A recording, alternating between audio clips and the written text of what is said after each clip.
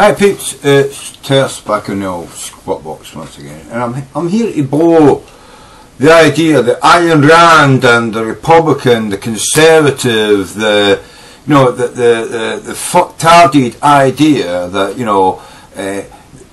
trickle down economics works. That if you just allow people, the ability to to reach their full potential by trampling on everyone they need to in order to become as rich as possible for themselves, you know what I mean? That would be the ideal world, because we know that that's fucktarded and doesn't work. Fact, the more poor people you've got, the more crime you've got. Because when you have a large amount of poor people, you have pretty much a large amount of pretty intelligent poor people who think they deserve better, they just weren't given the proper opportunities. And you end up, if you leave it to the, let's just stamp on those underneath us, and then pass down our riches to our kids, what you end up with is some fucked up, fucking ridiculously stupid kids who inherit billions from their rich, intelligent fathers and mothers, and then they abuse the money they've got to tread on people who are smarter and better positioned to do better than them in life, So this is why, this free market shit doesn't work. Trickle down economics doesn't work. There was a politician who said, I can't remember his name, he said that no matter how much you put energy into raising the lowest wage up, there's always going to be people who fall below that wage, and that's dividing America. Well, do you know what? There's nothing divides America more than 0.2% of the population owning 70 or 80% of the wealth. There's nothing more dividing than that bullshit. And that's your trickle down economics right there, So, what can we do about raising, the lowest levels of financial return for your work? Well, you could turn around and say that the minimum, annual wage in America should be $50,000. And the maximum wage, no matter how much you earn, the maximum wage should be 10 million for an individual. Corporations, they can earn billions, but we're going to tax them at 70% anyway.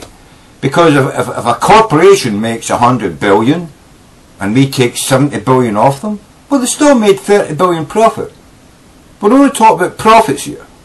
Obviously, how much money they spend in running their organisation, that would be taken off before you would count it as profits. So if they actually turn around and says, every worker who works for my corporation will earn $50,000 a year, or $80,000 a year, even if he's a janitor, that would mean the government doesn't get that money as tax, because I'm paying it out as my running costs. And so they can only tax 70% of my fucking profits, And why wouldn't you want to make sure that your next door neighbour is earning enough money to pay his rent, his electricity, and whatever other foibles he has, whether it's going to a titty bar, smoking pot, taking heroin, drinking alcohol, collecting guns, having a fucking model aircraft fucking, hobby, or even building his own aircraft in his backyard, or a ship. Build a fucking ship, a wooden ship the size of the ark in his backyard, so long as he owns the land. Why would it bother you that he's spending all his extra money on that, Rather than if you just paid him, $7 or $6 an hour, he finds himself unable to pay for his food for his kids, can't pay his rent, can't pay his electricity bill, can't pay his gas bill, and then comes and nicks some shit out of your backyard to sell down the street so that he can pay that bill. Well, that's why you create crime. You create crime by keeping people working fucking 40 or 60 hours a week and unable to pay their bills. But if you just said, you know, every American, if they've got a job, earns $50,000 fucking dollars a year. And every American, if they're unemployed, gets $18,000 a year, just enough to get by. Do you think the guy who's unemployed with $18,000 lives next door to, you know, every neighbour's earning $50,000 because they've got a shitty job like sweeping the street or, you know, emptying bins in an office?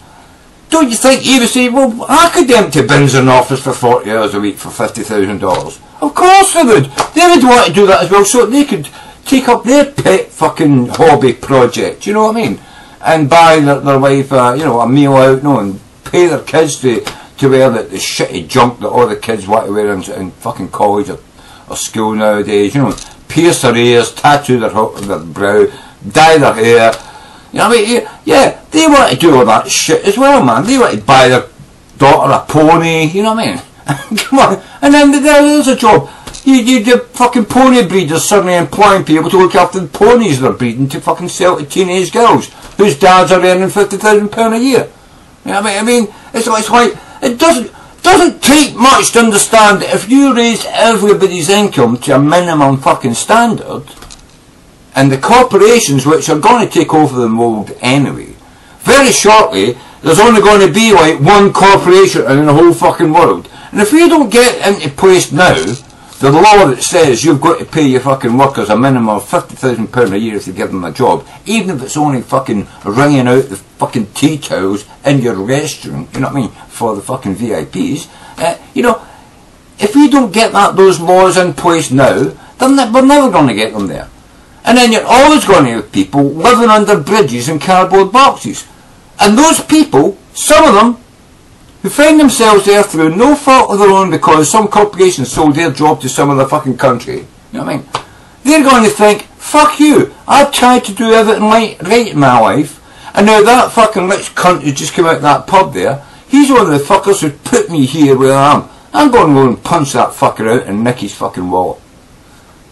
You create crime when you put people down. You fucking create crime, you know? And besides that, a lot of people we have in our jails are drug addicts and alcoholics. Those sort of people don't deserve to be in jail. They deserve to be helped through through a hospital sort of friendly environment to understand the problems we've got with the shittiness they feel that their life is. So let's help them to get off of their alcohol or off their drugs, introduce them to, you know, a social